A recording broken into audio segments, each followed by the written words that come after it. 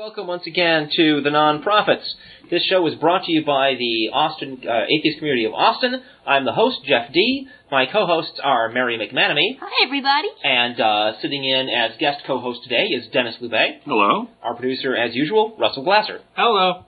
Today's opening music was Burning with Optimism's Flames by XTC, and I picked that because with all the incredible nonsense going on these days, I think it's important for us to focus on some of the success stories that we've seen also in the fight to maintain state-church separation, and there actually are a lot of them this week. We are live October 12, 2002. The Atheist Community of Austin is a non-profit educational organization promoting positive atheism and the separation of church and state.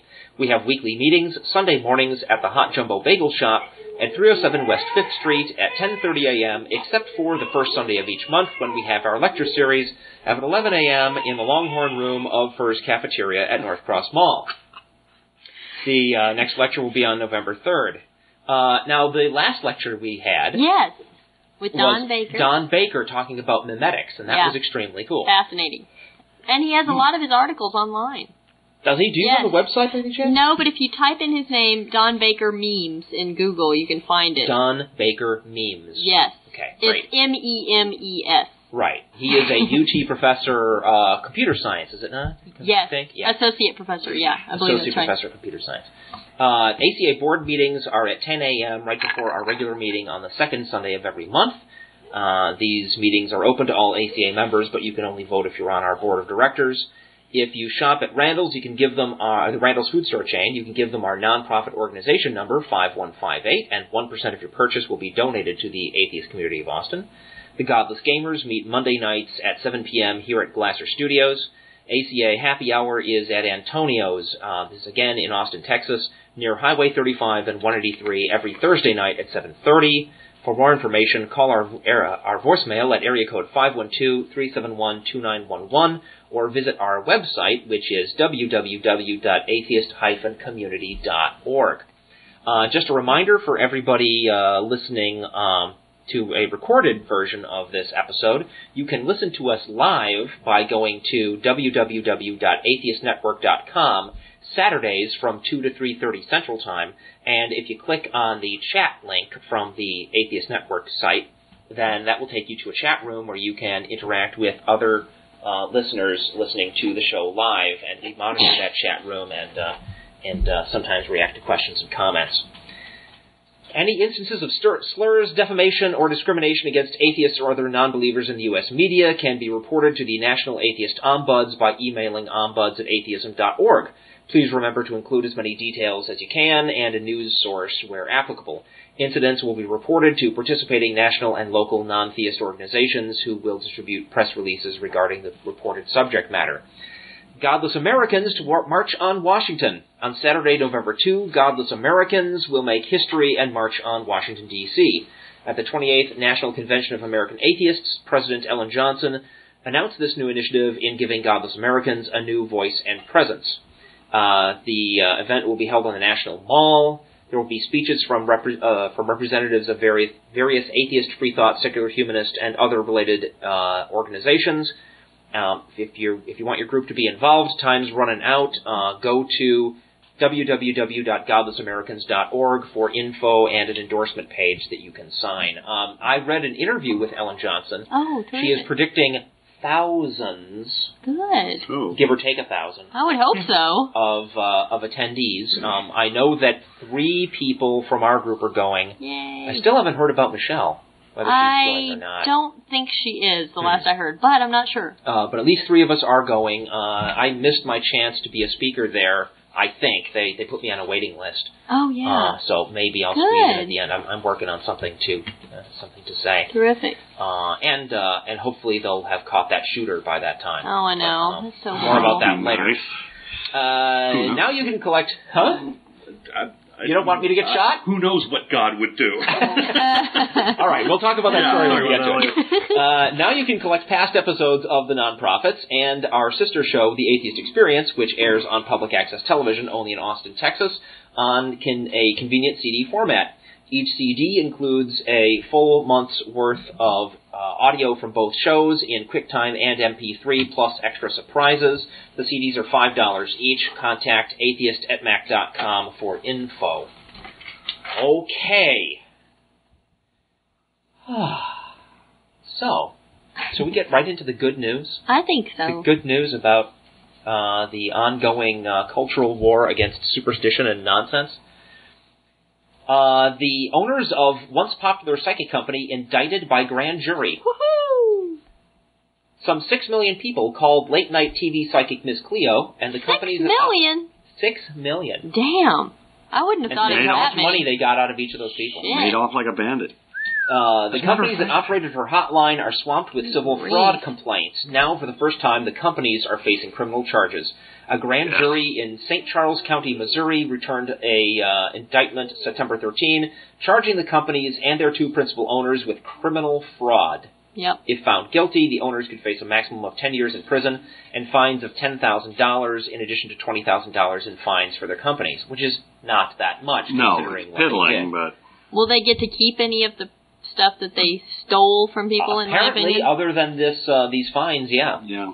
Oh. Well, awful. this is not the only suit that's been brought against them. There Okay. are many, many personal suits. Okay. Where that's probably where the big money will come. Yeah. Miss Cleo herself was a paid employee and was not charged.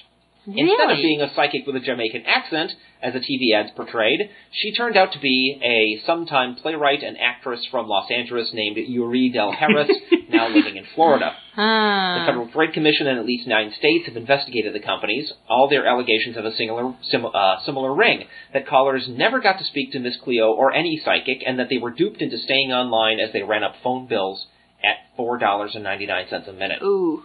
The indictment lists 2 victims among more than 300 complaints filed by Missouri residents, Julie Mercurio and Alan Vandiver, both from St. Charles. According to prosecutors, Vandiver got $200 in bills for calls he never made. He told the company that he never had the number the calls were made from, but the company continued to demand payment. Mercurio's story was similar to thousands of other hotline callers. After getting a solicitation for 5 free minutes and a psychic, she called a toll-free 800 number that was widely advertised on late-night television. She was directed to a 900 number where the fee was $4.99 a minute. Mercurio said she was calling for her free consultation. She never got it. Instead, she was kept online for an hour, after which she heard a recorded message saying her time had expired. Her call was abruptly terminated. A month later, she got a bill for more than $300. Right. Wow. She called to complain and was billed $14 for that call. Oh, man. So really, they're not getting busted for promoting bogus information. No. It's not for being psychics. It's not for claiming to be psychics. No, it's for being stupid. crooks. Yeah. But still, Now, they're crooks anyway. Just by saying you're a psychic, I think that makes you a crook. I agree. And most cities have laws against fortune-telling. Yeah. At least they have laws against fortune-telling within city limits. Huh? Isn't that bunco? Is that what that's called? Is that the legal term for it? Huh. Yeah. If anybody out there on the chat line happens to know if that is in fact bunco, we'd love to know. Huh? What is? Bunco. Is bunco the term for, like, taking money for claiming to be a psychic? Or various other kinds of scams. Okay. Could be. Yeah. Miss Cleo went off the air last spring. Callers to her old 800 number are told that the line has been disconnected. I wonder how much they're charged for that. And does this mean now that Miss Cleo, living in Florida, can set up her own little shop and say, You mean Miss Marie Cleo? Del Harris? Yeah.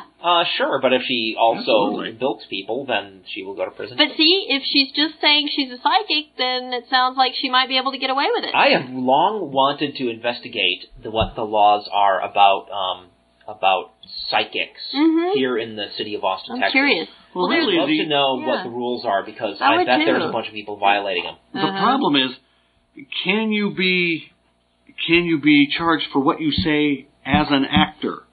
Right. In an advertisement. Good point. Good. That could be Interesting, yeah. awful question. They're not charging her, according to this. No, they're not. At They're least not. Missouri isn't.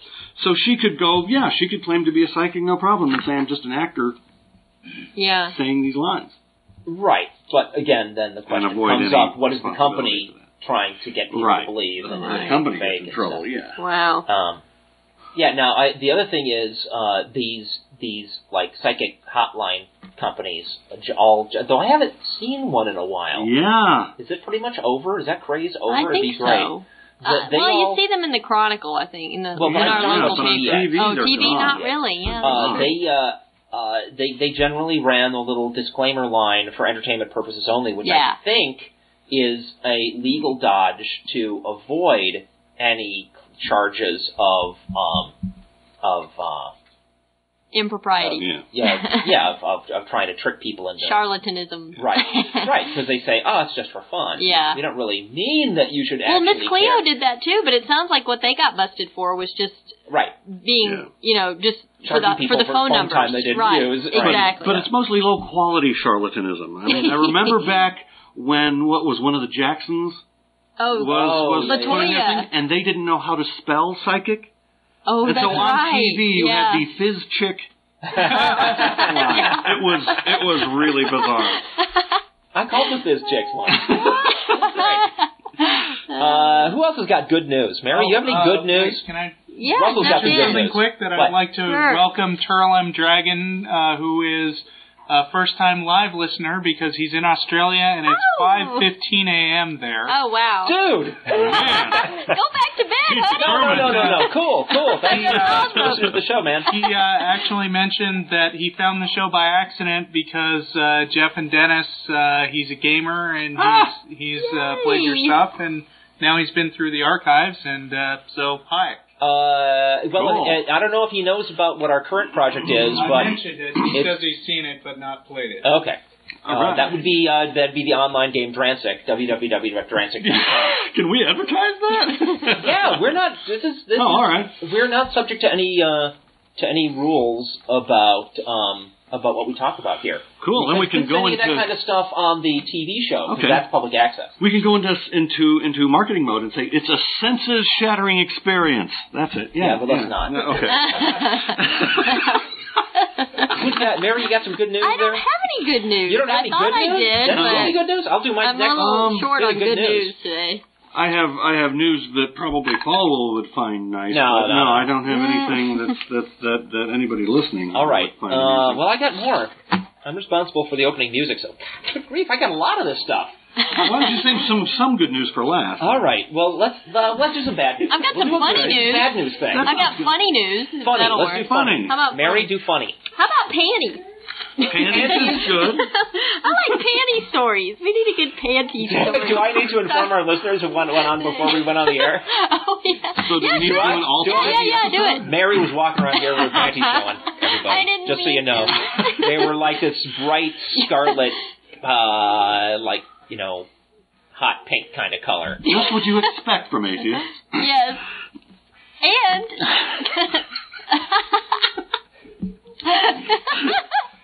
And? There's the official atheist panty color. Pink. Well, red, but anyway. We could make a product, atheist panties. I think we should. I think it's good marketing. There's no God across the crotch. Mm-hmm. And, oh, boy. Let's have the story. Okay. There's out plenty of to lead in. Bucharest, Romania. Yeah. Authorities impounded a shipment of women's panties imprinted with an image of the Virgin Mary holding baby Jesus. The Christian panties. Yes! And plan to fine its owners for illegally selling goods with religious motifs. Illegally selling goods? It's against the law to sell things with religious motifs without some kind of permit? Well, yes. Only religious organizations are allowed to produce and sell images of Jesus and other Christian symbols. Well, what I have to say is that they're a religious organization. Well, not exactly. It's our outreach. So you got the image of the Virgin Mary holding Christ on these panties. Yeah. Why isn't that considered a miracle and people flock to see them? You know what would be a miracle is when the woman's on her period, it would look like she's... Don't go there. Mary. Mary brought it up. Okay, now remember, it's my job to say the one extremely tasteful thing per episode. You have now crossed that line. You have been upstage. I'm not sure I'll be able to top that. Maybe I'll just not try.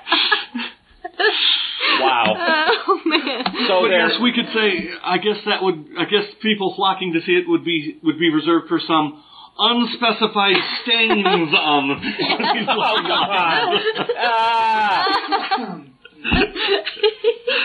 All right. Thank you, Dennis, for your contribution. You're welcome.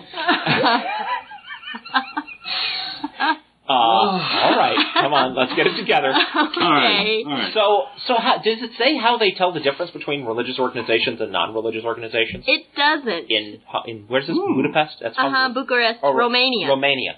Yeah. Doesn't say how they tell? It doesn't really say. No, it says though that almost 90% of Romanians belong to the Orthodox Church, and most of the rest are members of other Christian denominations. A priest from the Romanian Orthodox Church said it was blasphemous that these panties exist. And the head of the Consumers Protection Association, Rovana Plum, was quoted by the Daily National as saying the panties represented, quote, a breach of moral guidelines and a lack of proper respect for the Christian faith. Unquote. Right, so take those panties off. Yes. Well, here's... Right? It's like your story about the place where they outlawed bikinis. Here's my plan. Bikinis have got to go. We take up try and get all the atheists organized so that we can buy up the remaining stock. Yeah. And sell them here to people who really love irony. Somebody sent me the website for a place that sells religious panties, and I think my favorite was a couple of praying hands right over the crotch area. Oh, I like it. Yikes. Just give them the finger. You got anything else funny? No, that was it. Okay, this is kind of funny and good news. Right? And we reported earlier on the sale of these paving tiles outside Redmond, the Redmond Regional Library.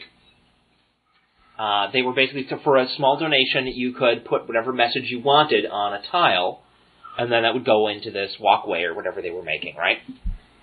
Well, what began as the story is entitled, Controversy Halts Sale of Tiles Outside Redmond Library. What began as a benign fundraising effort selling engraved paving tiles was abandoned by the Friends of the Redmond Library last month after it spiraled out of control despite the hundreds of blank tiles that remained to be sold. Anti-religious messages, including one that begins, God kills babies, appeared adjacent to pro-Christian messages such as God can change life. A hands-off approach to content even resulted in one tile advertising the name and phone number of a landscaping company. Redmond residents Nancy and Michael Herring are appalled that their 6-inch by 6-inch memorial to Michael's deceased father, Vietnam veteran General Bernard Herring, appears next to the God kills babies message. The Herrings say they have been unable to show the memorial to Bernard's widow because they are concerned she would find the adjacent message too disturbing. What was that? Sorry. Thank you. Who wants to visualize murdered babies?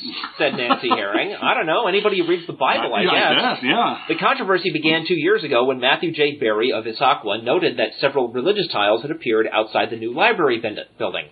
A campaigner for the separation of church and state, Berry was disturbed by the religious messages and wrote to Bill Tasek, director of the King County Library System. Tasek replied that the library grounds serve as a public forum and that the county could not restrict speech there. So, excellent. Berry bought 4 tiles, all of which now appear in front of the library. They read, First Amendment, keep church and state separate.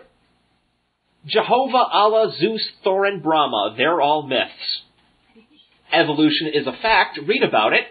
And God kills babies, read 1 Samuel 15:3, and God is love? If Christians and other religious folks decide to shove their religion down my throat, and if the government facilitates their efforts, then I'm going to play ball too. If you can't beat 'em, join 'em, Berry wrote.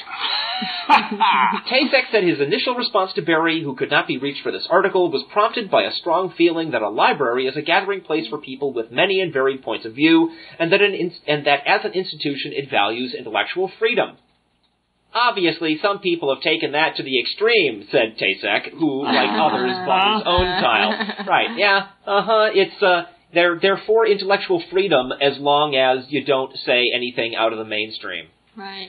After Barry's tile appears, the county placed a disclaimer plaque on the library wall. Quote, "The views expressed on the tiles are those of the sponsors, not of the King County Library System." Notice they didn't put that plaque up there when it was, God can perform miracles tiles, right? Right.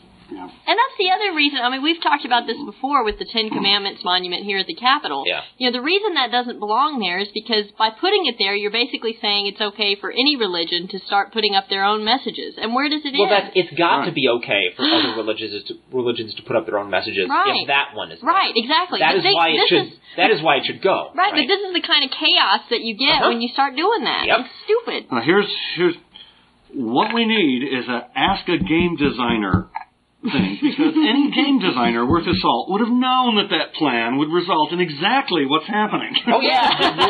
The rules define how you win. Yeah. Right? That is the rules of the game. The rules of the game is anybody can put any message up there as long as they pay their donation. Yeah. Dennis, you're on to something. You need to syndicate that column. Game designer. By the way, you can find those panties at adultchristianity.com. Adultchristianity.com. From Martin. Oh, it's good. Thank you. Is that Martin Wagner? Our own Martin Wagner, Hey, host of the Martin. Atheist Experience on public access television here in Austin, Texas? You already had your advertising. Oh, sorry. Let me finish the story here. I'm almost done. Oh, okay. Last year, the county sought a legal opinion on whether it is obliged to accept every message. The lawyers told the library that they could impose their own rules. The Herrings complained to the library staff, then wrote a letter and made a subsequent phone call to the Friends group. They say moving the tile might be a solution. Imagine what will happen then, right? Mm-hmm. Right? Imagine if anybody who doesn't like the context in which their tile appears is free to move it to any other context. To any other place. Back, forth. No, that's the Lincoln. Damn it, I can't move it there either. They are still waiting for a reply, though this week, Group President Miguel Lanos said he would contact the Herrings to apologize for the delay and to try to find a quick solution. The quick solution is, you shouldn't have done this in the first place. This is a dumb idea. Now that you have done it, that you pays your money, you takes your chances is the only fair way to implement it. Oh, man. Boy.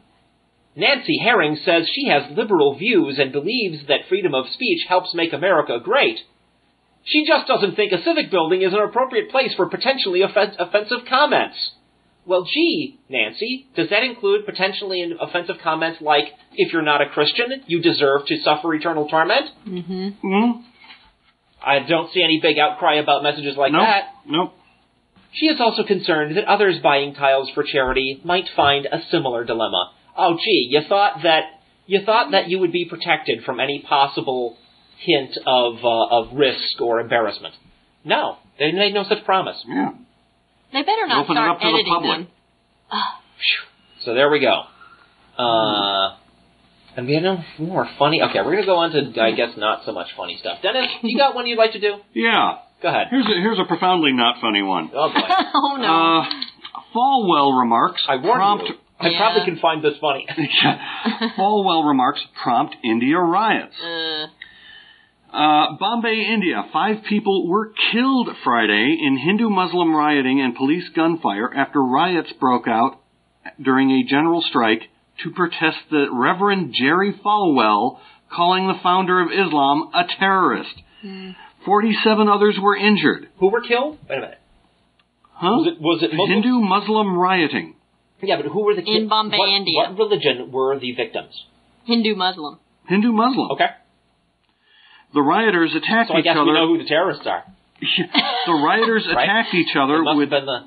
Okay, sorry. I'm sorry. The rioters attacked each other with knives and stones during the strike, called to protest what Falwell said on CBS television early this month. Yeah. Muslim organizations said Falwell's remarks were derogatory and blasphemous. Indeed they are. Yes.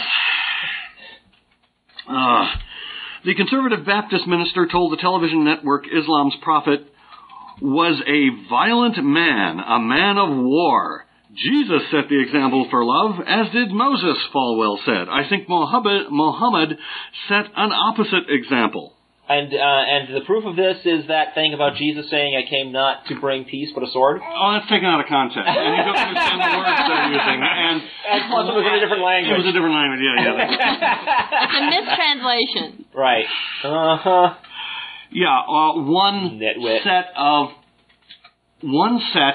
of fictional beliefs has upset another set of fictional beliefs and resulted in the death of 5 people. Well, it's India. Now, oddly, you don't see this when you have people at a science fiction convention arguing the pros and cons of the dark side versus the Jedi Knight. But you do see it come pretty close in the Kirk versus Picard argument. That's true. But not death. But then they are not holding science fiction conventions in India. In India, somebody stubs their toes is like 42 dead. Okay.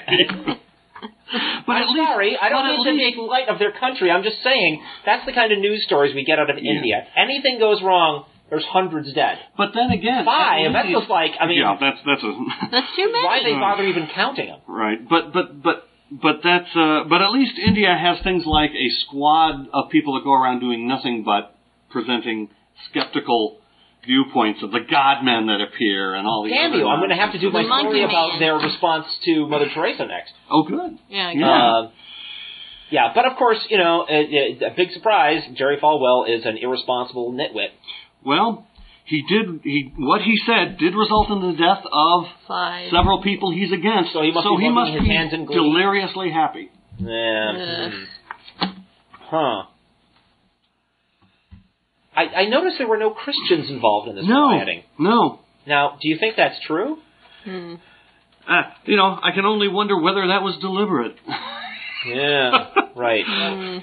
If there weren't any non-Muslims, then who killed each other? Hindus. Hindus versus Muslims. Yeah, but it does not like say that. how many of the victims were Hindus and how many were Muslims. I guess the Hindus were mad at the Muslims because they thought Falwell was right. I have no idea why the riots happened. It was just totally weird. It was a strike called by Muslims. Right. Yeah. And strikes can often lead to violence. Yeah. That has nothing to do with what's going on. Right. Right. Yeah, it's just bizarre. All right. But they wouldn't have been there had Falwell not made those remarks. Right. Yeah. Wow.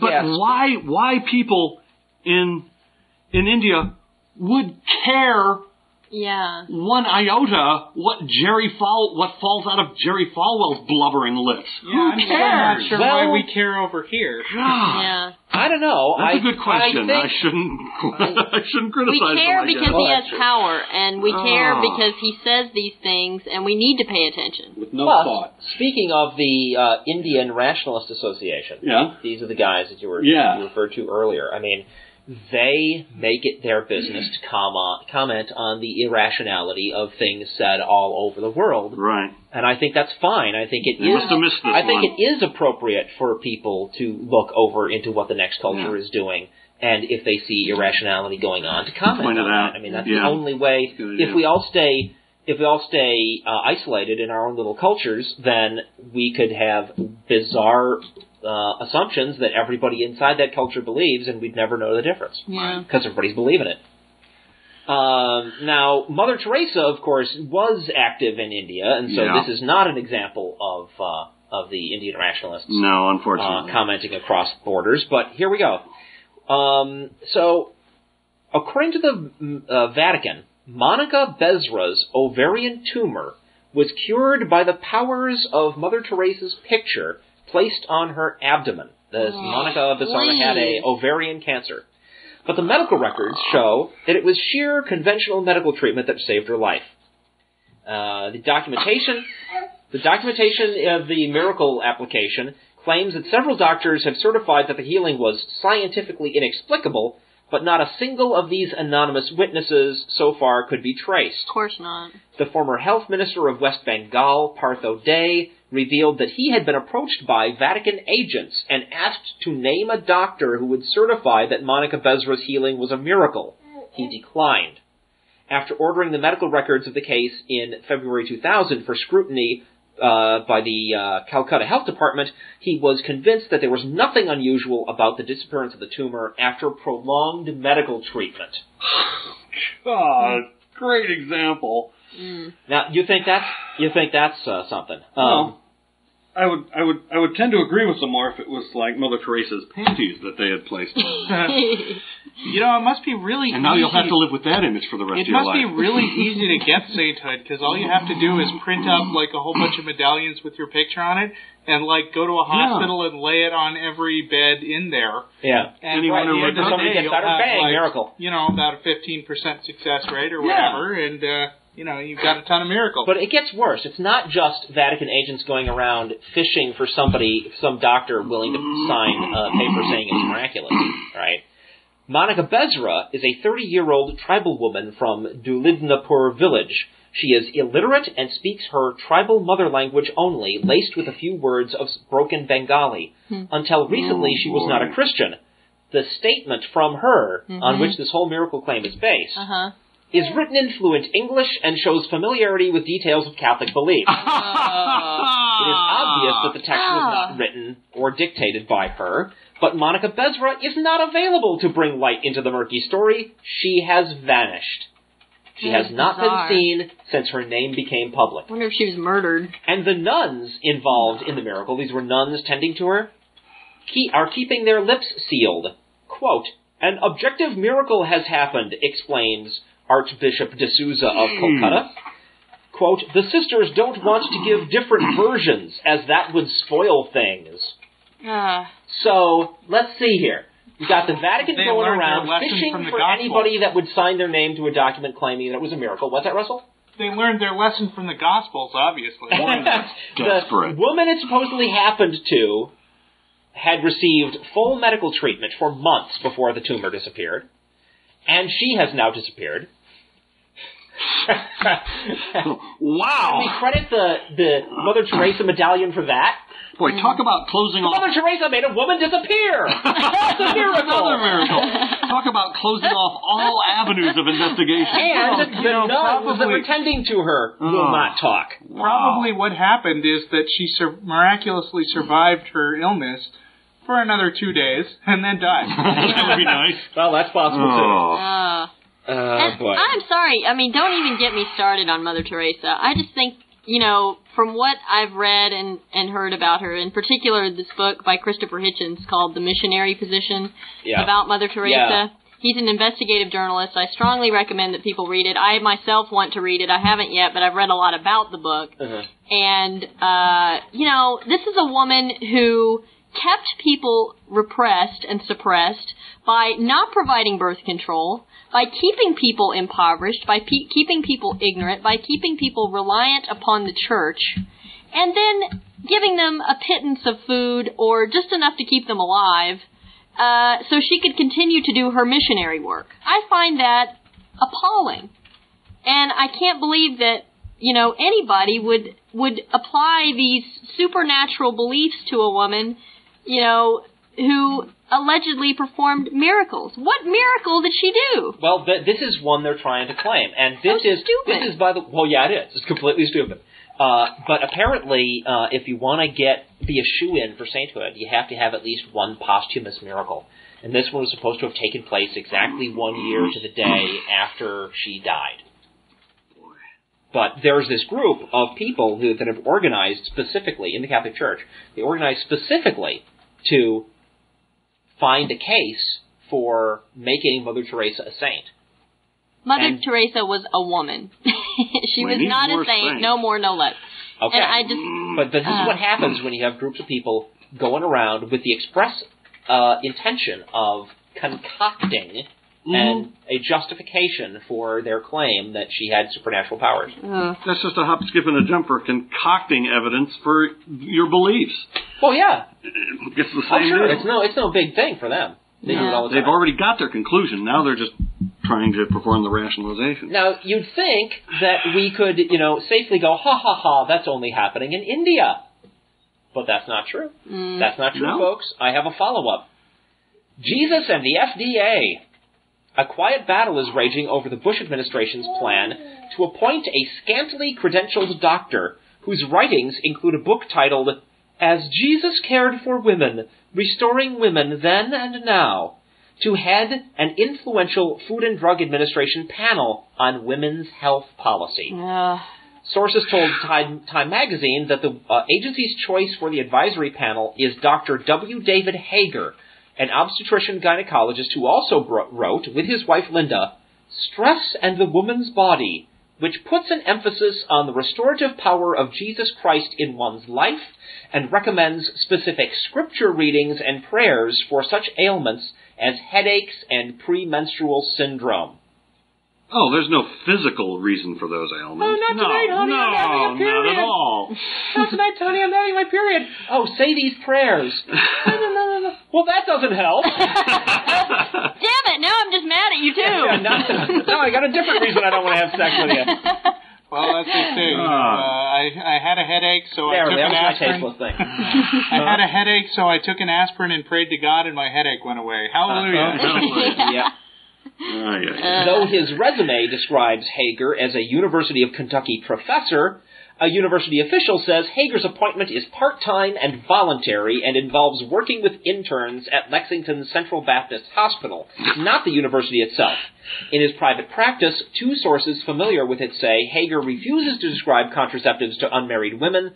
Hager did not return several calls for comment. FDA advisory panels often have near-final say over crucial health questions. If Hager becomes chairman of the 11-member Reproductive Health Drugs Advisory Committee, he will lead its study of hormone replacement therapy for menopausal women, one of the biggest controversies in medical care.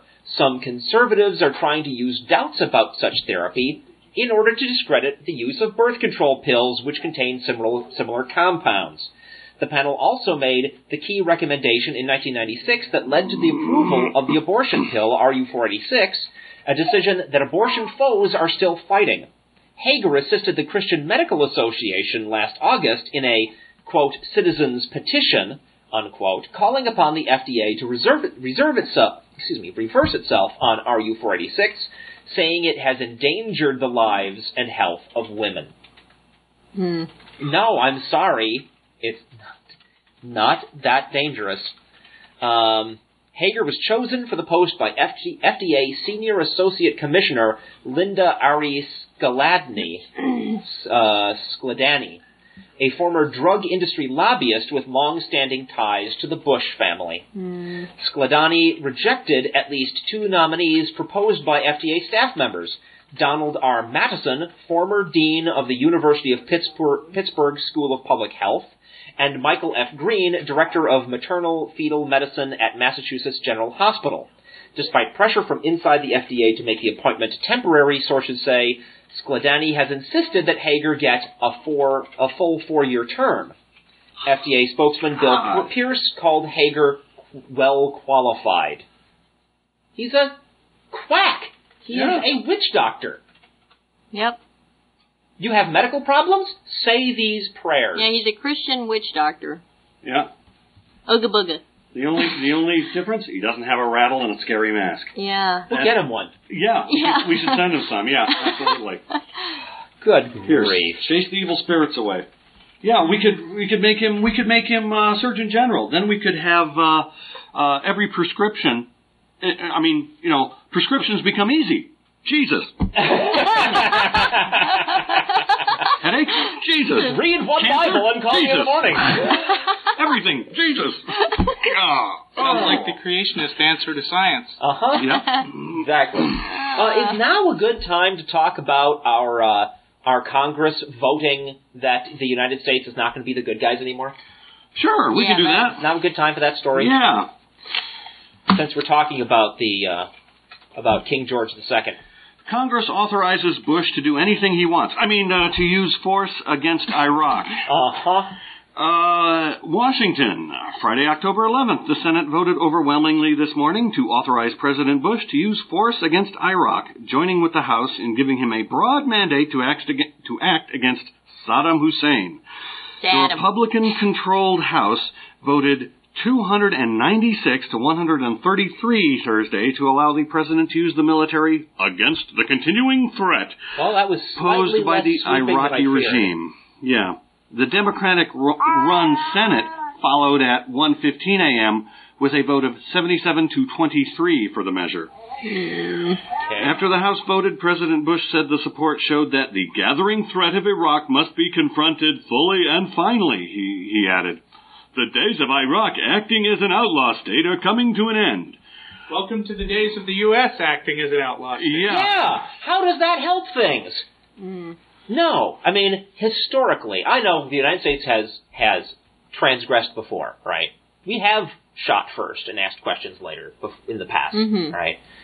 But it was never official policy, right? Now it's official policy. No, I'm sorry. If we are afraid that that country is going to do stuff to us, what you do is you focus your intelligence efforts on them. You figure out where they're going to do something to us and when. You set up defenses against that, and then you weather their attack, hopefully thwarting it completely, but, you do your best you can. And then, once they've shown your hand, then you have carte blanche. Yeah, then we saw what happened when we got attacked by the Taliban, right? By Osama bin Laden flying the airplanes. We saw what happened. Every single country on the planet jumped in behind us and said, yes, the United States, you are entirely justified to go in there and bomb Iraq, or bomb Afghanistan even further back into the Stone Age. Right? Right. Well, we have the moral high ground. We have just voted that we don't need the moral high ground anymore. That's not something that scares me the most. What scares me the most is we are now setting the rules for the planet. Right? Why should any other country out there now have the policy that they're going to not attack first? Right. Why should any country out there hold themselves back from all they being the aggressors? All they have to do is point at another country, say, you're a threat. Right, exactly. And they're justified in attacking. And you know what? Great. What country is the biggest threat right now? Well, that would be the United States of America. Right. Where we have just voted that we are no longer the good guys. That we no longer wait to see that somebody is actually bad. That to find out for sure that that they're really planning on doing anything. Right. We just haul off and kill them. I can't believe that my country has taken that step. I just can't believe it. Yep. Well, okay, I do believe it. Even though Representative Richard Gephardt, and House Minority Leader, put his weight behind the force authorization, more House Democrats voted against the resolution brought by the President than for it. Who put his vote behind it? Gephardt? Yeah. Splitting 126 to 81. Only 6 Republicans opposed it. Opponents cited a host of reasons for their vote, including doubts that Iraq would imminently develop nuclear potential, fears that military action would take away from the war on terrorism, and sentiment against war among constituents. Oddly, none of them brought up any of this strike first stuff. Right. Ms. Clinton said she had concluded that bipartisan support would make the president's success at the United Nations more likely and therefore war less likely.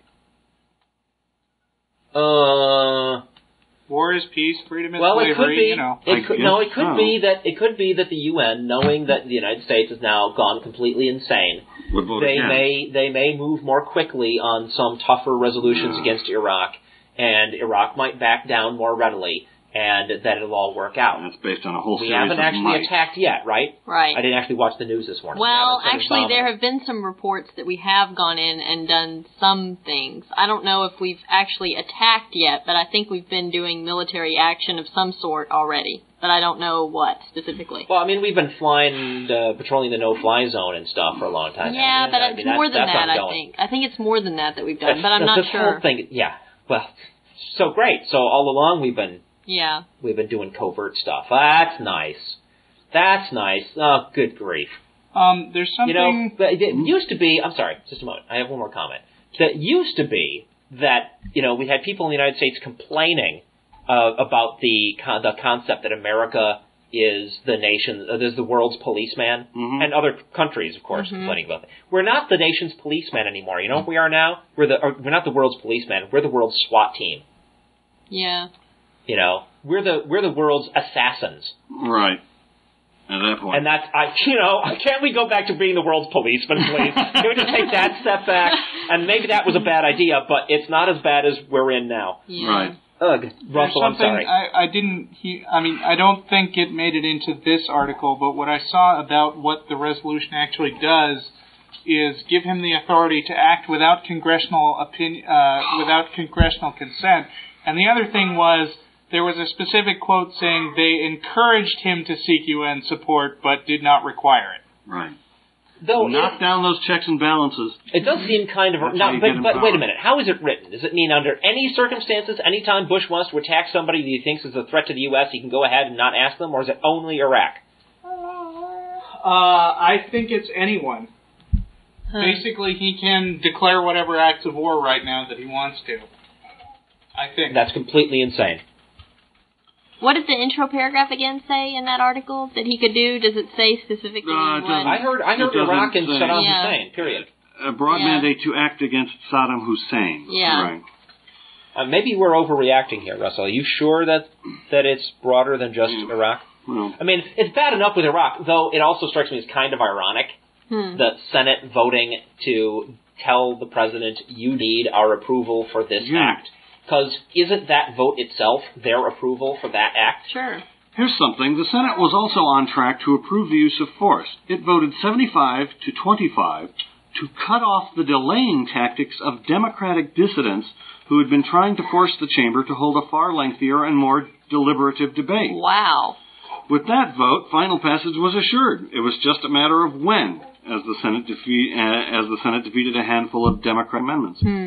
Well, yeah, I mean, that sounds creepy, but that is the way things are done Yeah. in our government, right? I mean, there's like groups that want the vote and groups that don't want the vote, and they wrangle and they vote back and forth, and the bigger side wins. Well, the more I think about it, the more I think that force is justified if what Hussein is doing is saying, and apparently this is the case, that what he's doing is he's saying, okay, I'll let the UN inspectors in, and then he lets them in, and then he doesn't really let them have access to anything, which is effectively not letting them in. But that's not the United States business.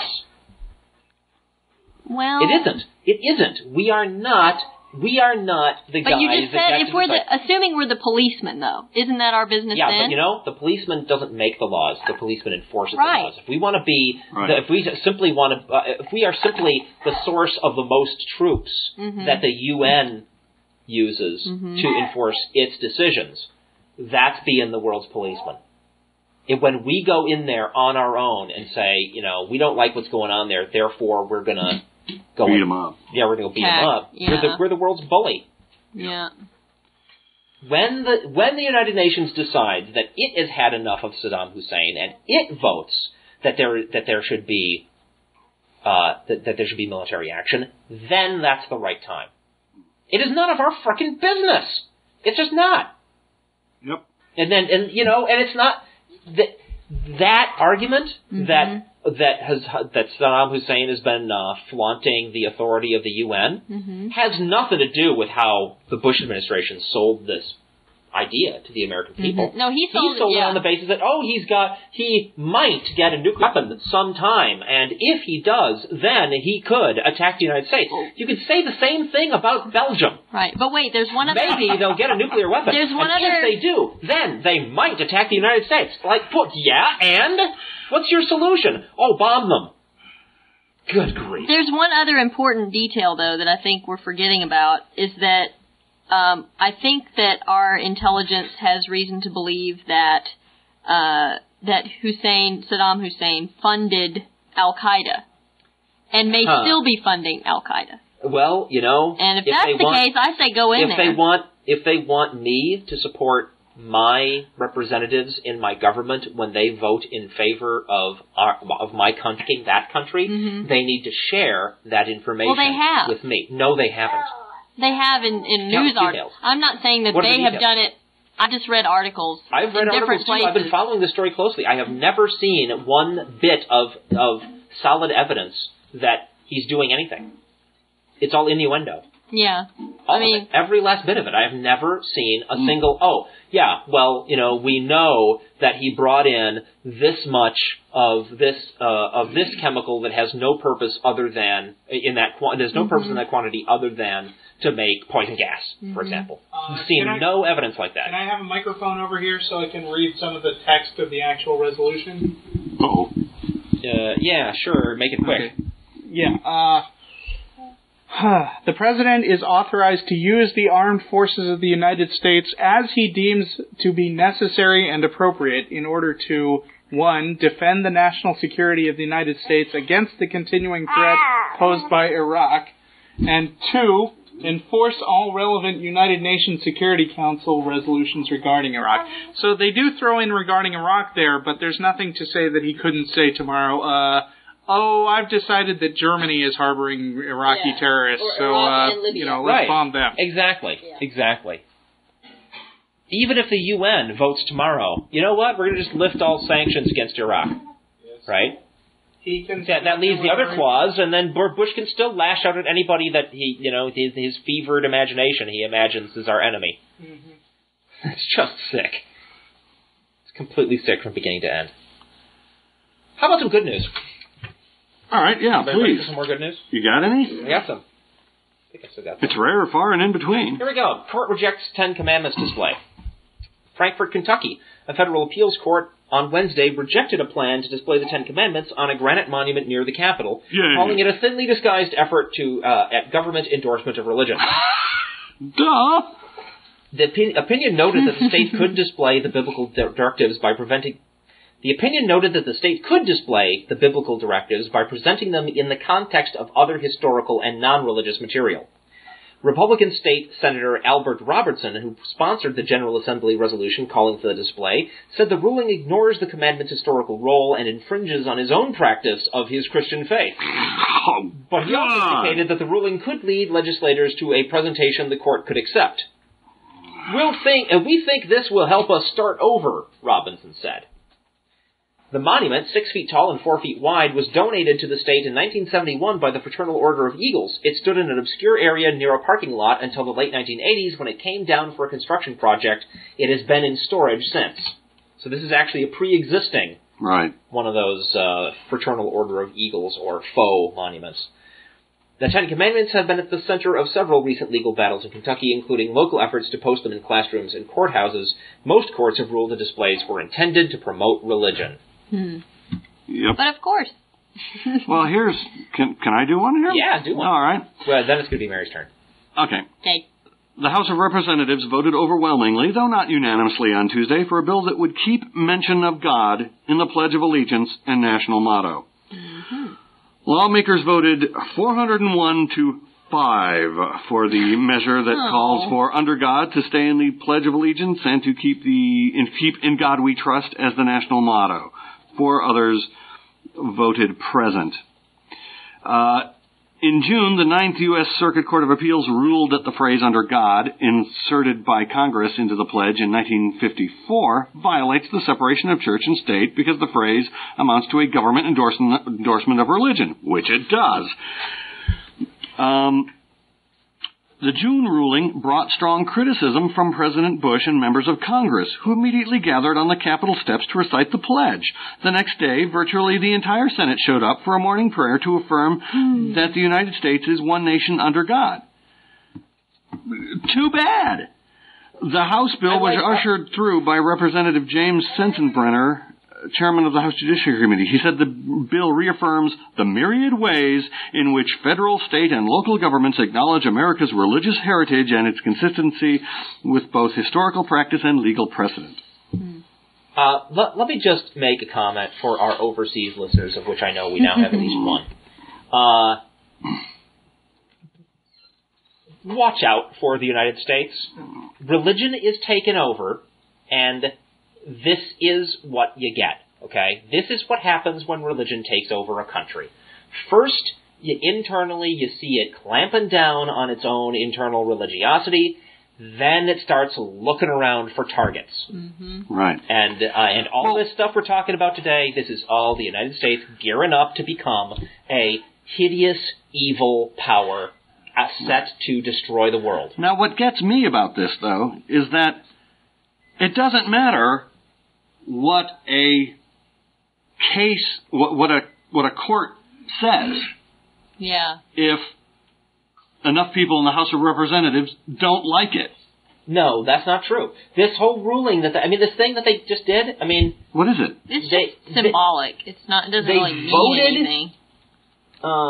They voted for the measure that calls for those things, calls for the pledge to stay in, and calls for God we trust to remain the national motto. That has no authority whatsoever. No, it's not even a bill. That court decided that the under God and the Pledge of Allegiance is a violation of the Constitution. For a bill. Yeah. They're not. Yeah. Okay. They're not passing it. They're not passing it. They haven't concocted the bill. They're voting to make one. Yeah. But no. No? What are they doing? They're just. It's like, you remember when there was a scientific study that showed that child sexual abuse just does not lead to as much trauma in later life as people thought? Mm-hmm. And somebody in the Congress objected to this, and then they had like a vote saying we don't like that. Mm-hmm. That's so a vote it's just saying a statement of opinion. that is a vote saying we like this. As far as I know, no authority to do anything. I don't see how it could possibly have any authority, because no matter what they do, the Supreme Court, right, the courts and the Supreme Court have power over them. Right. If all they've done is reaffirm something that was already in there, and said they think it's great, but if the Supreme Court, if the case gets to the Supreme Court and they decide that is a violation of the Constitution, out it will go, no matter what the Congress does. But sadly, the Supreme Court's not going to do that. Now, it's about as meaningful as Congress passing a resolution that says, we like cheese. Now, do you want to hear the funny part of this? Yes, please. Okay. The House bill gives directions on the appropriate manner for saying the pledge, which includes the removal of non-religious headgear, with the right hand to be held at the left shoulder as the hand rests on the heart. So no beer cans on either side of your head with a straw. But that means I'll have to take my tinfoil hat off and be exposed to the mind control rays. If you're Iranian, you can wear your tinfoil hat. Okay. We need atheist hats now. Yeah. We need hats that say, this is stupid. Right? I'm with stupid Congress. Well, I'm not with stupid Congress. But atheism is not a religion. Yeah. Right. It depends who you ask. And non-religious for this purpose, we may want to play that card. What do the Mormons have to remove their fancy underwear? Their fancy underwear? No, that's religious underwear. By the way, I don't think we have the news story, but the Mormon Church has come out against the war effort. Really? Yeah. Huh. That's one good thing I'll say about them. Now, since other than that, they're completely fucking insane. But on that point, I'm with them. Now, since they say that the panties are blasphemous, does that mean they're non-religious and the women have to remove their panties before they say the pledge? On your head. On your head. If I walk in there and say the Pledge of Allegiance with the Virgin Mary and panties on my head, you can say that's religious headgear, I'll bet, and then I have to let you wear it. That's great. We'll do that. We need to. What was that URL again? www.adultschristianity.com? Yes, that's right. www.adultschristianity.com. Those may not be the same Virgin Mary and Baby Jesus panties. As in that news story from. I don't know. From where was it? Denmark, Belgium. Yeah, I'm just Romania. Romania. I'm all out of news now. You're out of news. Mary. Yeah, go take for up it. the slack. Russell's got a creationist thing. This was okay. You go ahead and set the stage. This was this took place. Oh, sorry. Thank you. This took place on the Motley Fool Atheist Message Board. No, on the Christian Message Board, actually. On Motley Fool. Right, where some weeks ago there had been a discussion about evolution, which led to one of the usual, the second law of thermodynamics prevents prevents evolution, which is frankly one of my pet peeves because it's obviously stupid. I mean, a lot of the others you have to dig a while and figure out why they're stupid. This one is just completely nuts because Basically, Christians say that it's impossible for entropy to decrease anywhere, which is not what the second law of thermodynamics says. It says that it may... the second law of thermodynamics is a mathematical equation that says where and how entropy may increase or decrease. And I pointed out that basically, if it's impossible for entropy to decrease anywhere, then life on this planet or anywhere could not exist. Because basically the natural thing that things are supposed to do, thanks to the second law of thermodynamics, is reach thermal equilibrium with their environment, which is what happens when you're dead. That's right. But luckily, there are local decreases in entropy, which are caused by you eating stuff, taking it into your body, pooping it out of your body. Your body is not a closed system. And the Earth is not a closed system. It gets a ton of energy in from the sun, which is really what allows that local decrease in entropy to happen. And this is high school physics level stuff. I mean, this is not complicated stuff, but they always argue about this because they're afraid that if they turn out to be wrong on the second law of thermodynamics, then one of their major arguments has been shot down. So in this particular case, after I'd said all this, he said, well, I have to go think and read about this some more, but I'm sure I'm right. So 3 weeks later, he came back. And he said, I'm sorry it has taken me so long to reply to this, but I just kept tossing it around in my mind and reading more information on the subject and not being able to arrive at one of those earth-shattering answers people hope for. All I can tell you is that between reading both sides of the argument and the various theories, I end up at the conclusion that evolutionary theory does not hold up under the second law of thermodynamics. So he's just reiterating, I think it doesn't work. Right. I'm not going. Explaining why. Then he goes on to say, I'm not going to go into great depth of discussion why, as most folks here and maybe myself might fall into a sleepy trance. But suffice it to say, after much thought and careful measuring of much information out there, I am not persuaded to move from my position. So I said, you mean that's it? 3 weeks of studying and that's what you came up with? It doesn't bother me that you took a while. I've been known to slow down and take my time in responding to a post that deserves some thought. But after deliberating for that long, I think you could provide a better answer than, yes, I'm sure I'm right, but I can't tell you why. I gave you this very specific description of what the second law of thermodynamics does and doesn't allow. It's high school senior material. And you need to either explain why all physicists are wrong about how the second law works, or agree that you misunderstood what it says. How about it? If you just say, well, I've thought about it and I'm still right with no further argument, then you might as well concede. Okay, the baby noises are now getting to be more than the show can tolerate. Yeah. That's Find not a some big solution deal. to that. He's just making his noise. So basically he said, oh, well, if you want to treat that as a hollow victory, then you're welcome to. And I said, no. It's not a hollow victory. You gave up. It's a victory. Good grief. And then he said, I'll bet there are some physicists who agree with my way of thinking. And I said, find one. And he said, fine. And then he never will be heard from again. Oh, man. Mary, please, give us some news. Yeah, I'm okay. right so there. Well, we mentioned the D.C. And Maryland gunman sniper guy earlier. Uh-huh. And I just wanted folks to know that, to my knowledge and to our knowledge, this is not going to impact the Godless March on Washington whatsoever. Yeah. But I just wanted to give people a heads up and say that dozens of events have been canceled in the Washington, D.C., Maryland, and Virginia areas. So just kind of keep in mind, and you might want to watch the Godless Americans website and just see what the updates are on this. I don't know if anything will come of it. Hopefully not, because as Jeff Jones pointed out during movie night last night, he said, not likely a sniper is going to be targeting the mall on Washington, because that would be a pretty obvious place to be, and that people are going to be patrolling that area around the White House very heavily. But you never can tell what God's going to do next. Right. Yeah, Dear Mr. Policeman, I am God was that tarot card he left. So who knows what this guy's thinking, but... Did we ever hear which tarot card it was? The Death card. The Death card. Which, oh, boy. Yeah. Which doesn't mean death, apparently. No, it doesn't. If you ask any of the people who Voodoo Tarot. Yeah. Yet another excellent example of how dangerous all these insane superstitious beliefs are. Yeah. Do another one. Okay.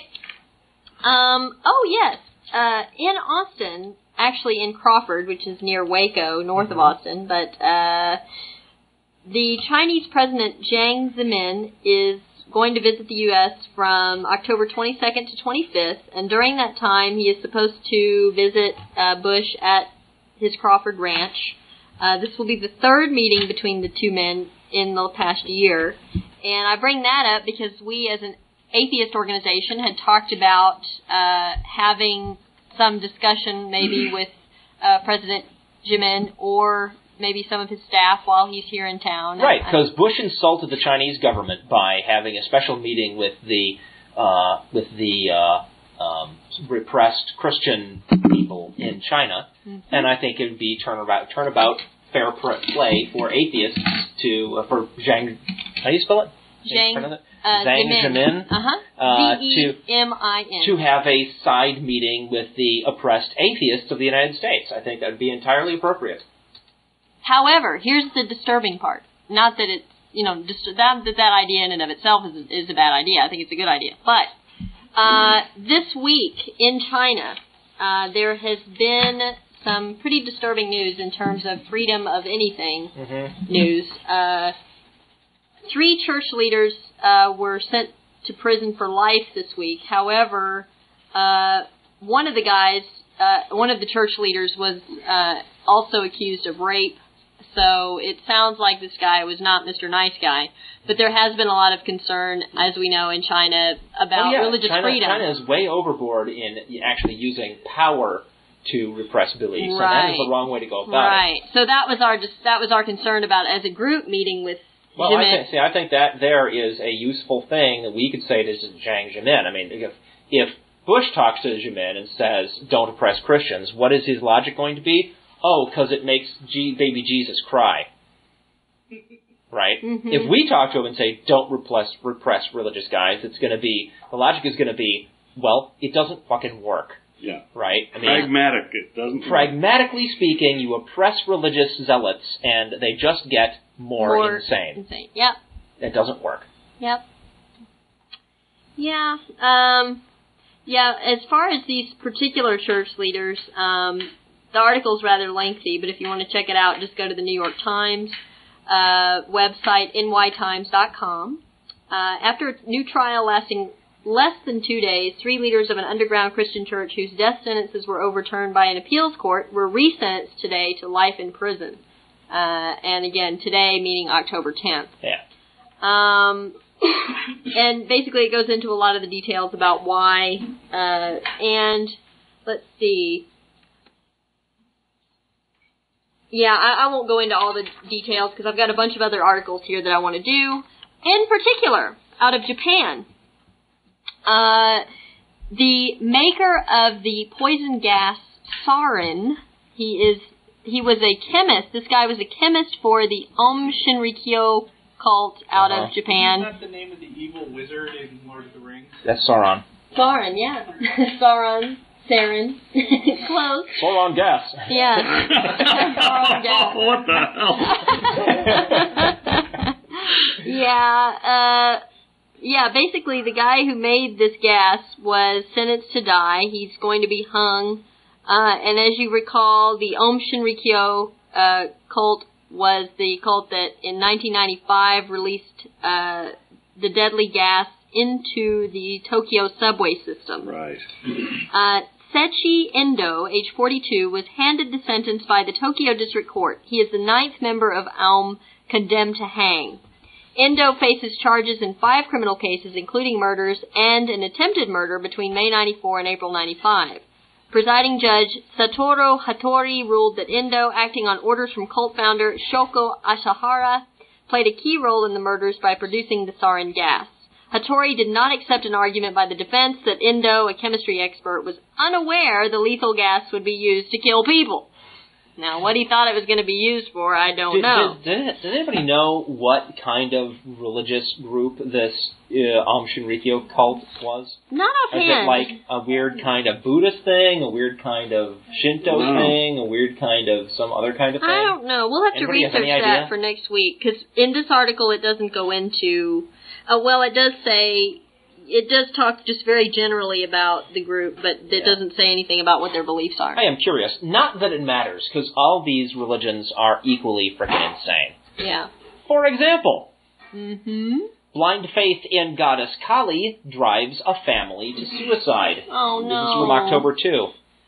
In Madurai, India, in a tragic incident, the blind faith in goddess Kali drove 4 members of a family to allegedly commit suicide in the city last night, according to police.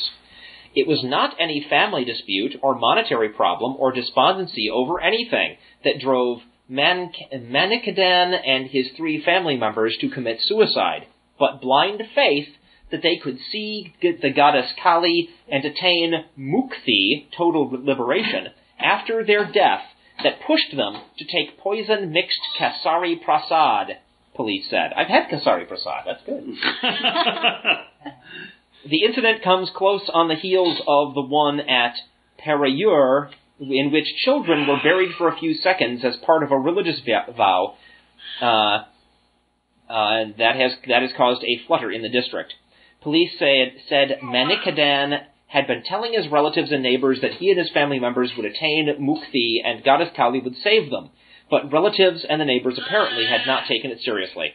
Last night, Manikadan, his brother-in-law Ilangavan, and his brother Kalaarasan, and Manikadan's wife Deepa had consumed a poison-mixed kasari, a sweetmeat, after offering it to the goddess, police said.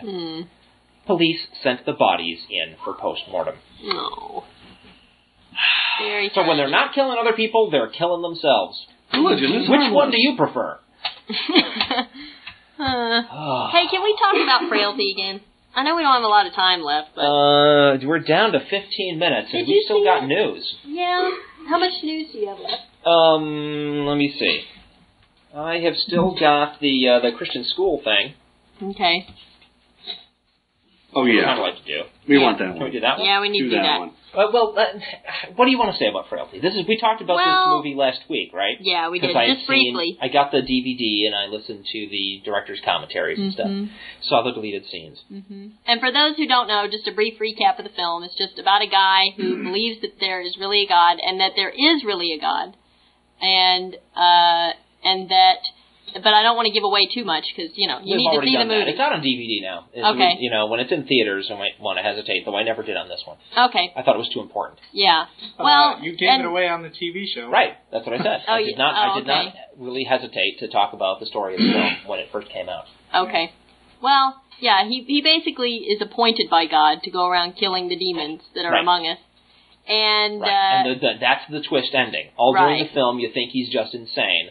But then the twist ending is, no, there really is a God, and he really did tell this guy to do this stuff, and really did give him superpowers, and so on. Yeah. And the astonishing thing about the film is, after you find out that it's all really true, it's still creepy. It's still sickening. Yeah. So, what do you want to say? Well, I was just gonna say that it seems like there is a huge parallel between the stories that we do on the show and this film, in terms of how we were talking about it before the show. And what we were saying before the show is that I was taking the position that it's just stupid because who's going to really do that anyway? And of course there's not a God to really appoint somebody to go around killing the demons.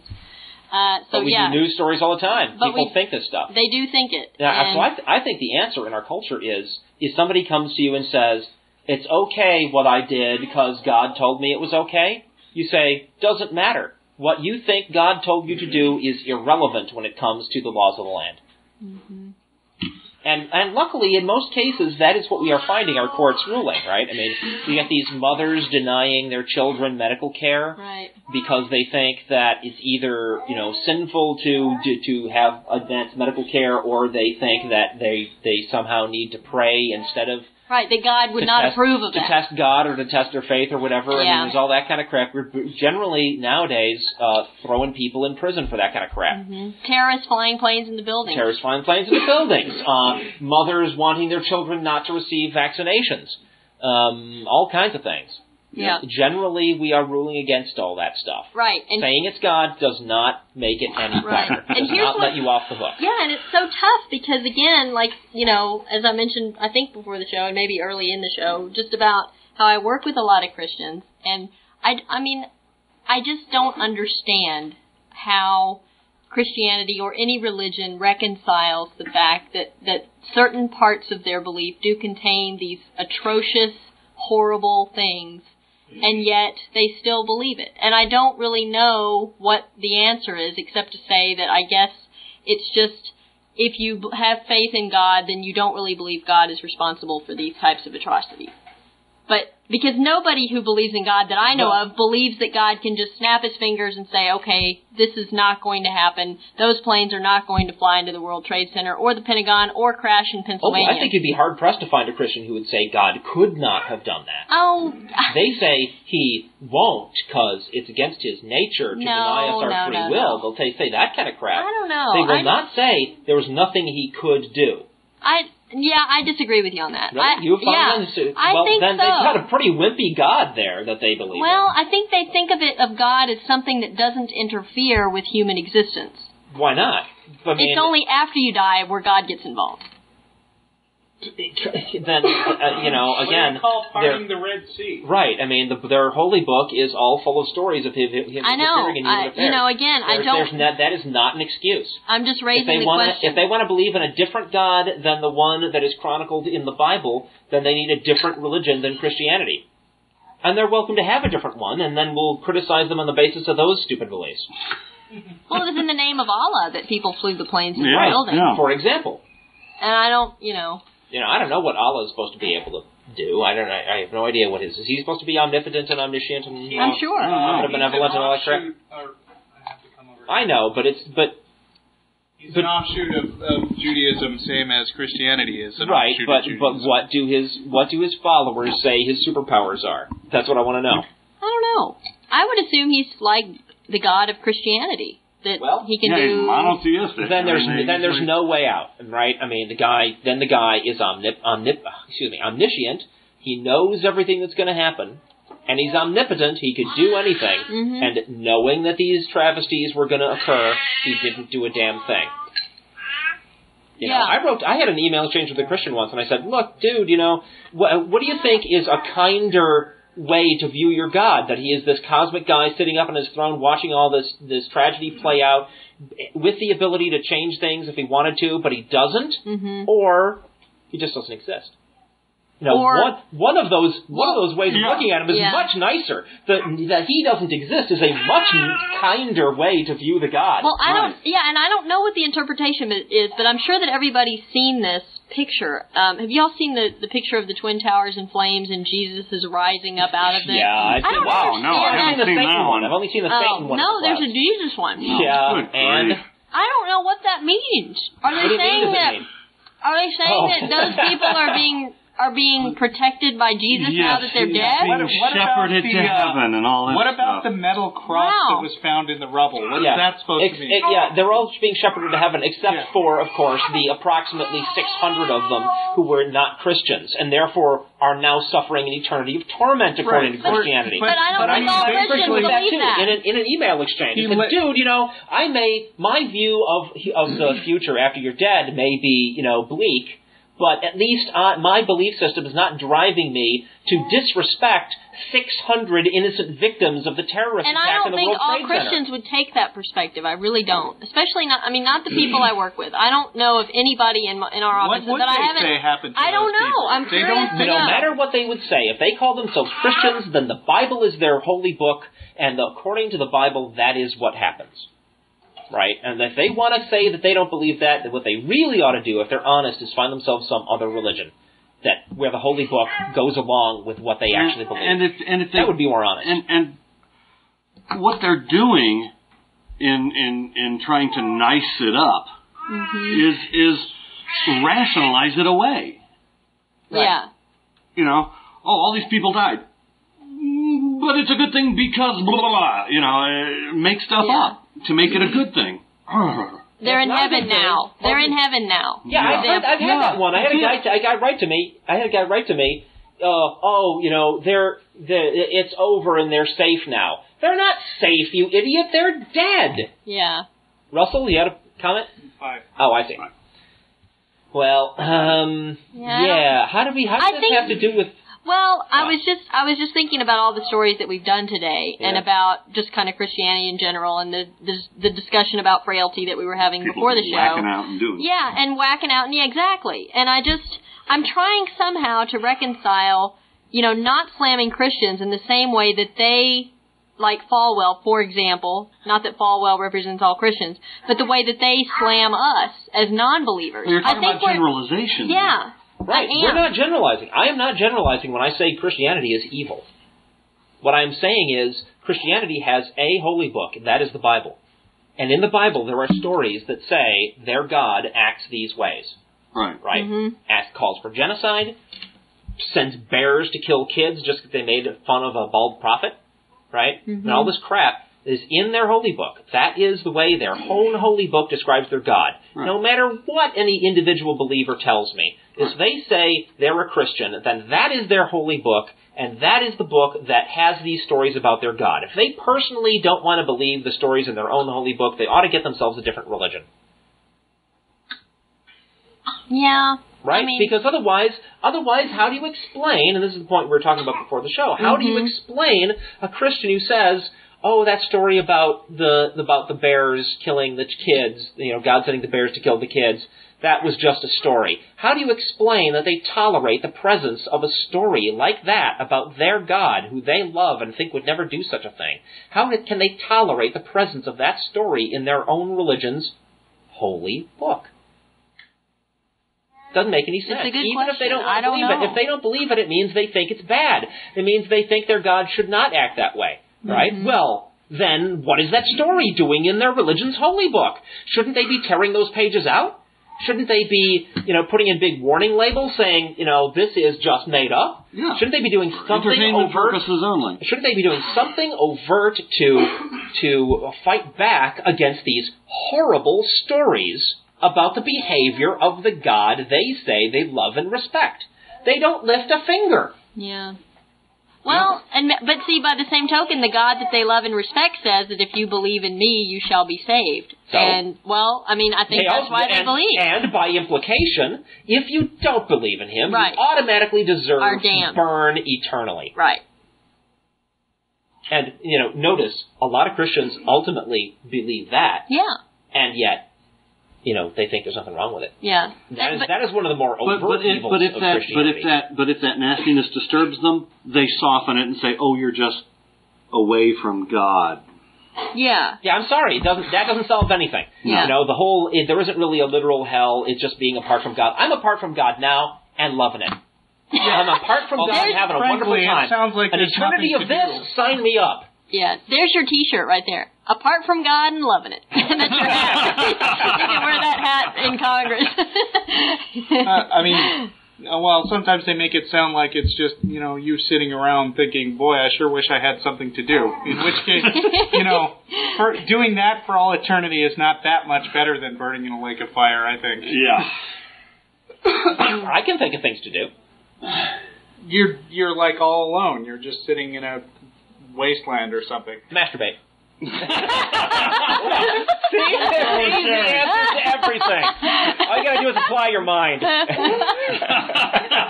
Or something. All right, I guess we're winding down here. Let me do this quick last story about, and another, just to punctuate our point about, being a Christian, at the very least, is no guarantee that it makes you any better of a person. The president of a small Baptist university resigned Friday after coming under fire from students and alumni for tampering with a grade point average of a star basketball player 2 years ago. Christopher White, president of Gardner-Webb University since 1986, admitted at a September 10 faculty meeting that he had ordered that an F on the player's record be left out in calculating his grade point average. Professors took a 69-39 vote of no confidence in him, but the board trustees, meeting September 27, announced they would keep White while demoting 2 deans who criticized him.